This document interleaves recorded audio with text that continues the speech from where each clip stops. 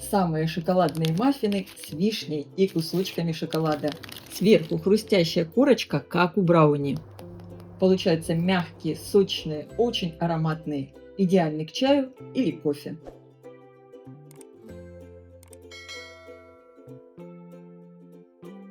Для приготовления теста мне понадобится: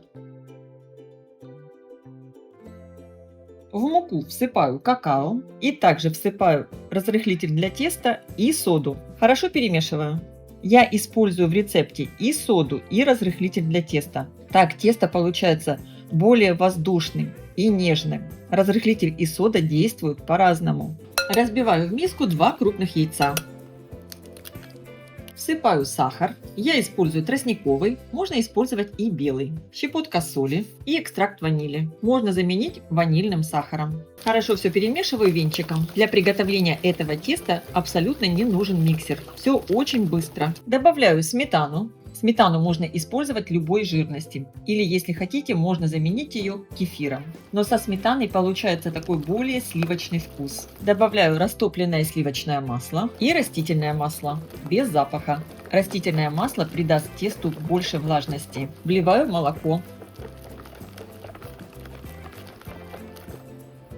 Просеиваю сухие ингредиенты.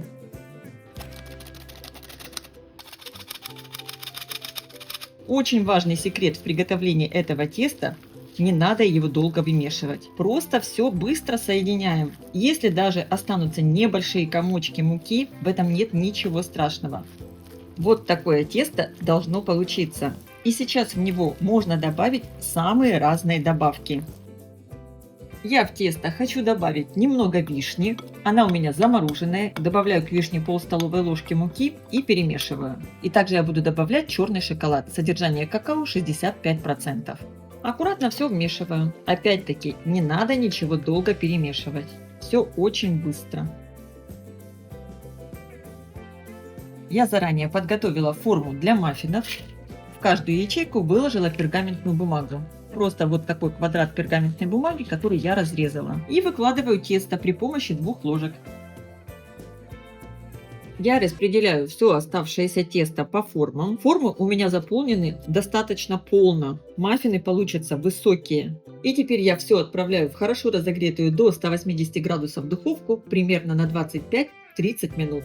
Конечно, вы смотрите по своей духовке. Форму я ставлю на средний уровень, включен верх и низ. Маффины я достала из духовки, и вы только посмотрите, какие они получились великолепные. Они хорошо пропеклись, выпекались они у меня ровно 30 минут. И здесь внутри видно, как расплавился шоколад. Конечно, это просто потрясающе.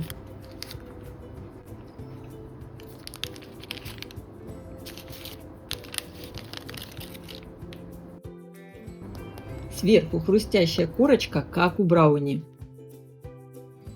А внутри очень сочные, влажные и нежные. Уверяю, таких сочных и нежных маффинов вы еще не ели. Обязательно попробуйте, это так вкусно.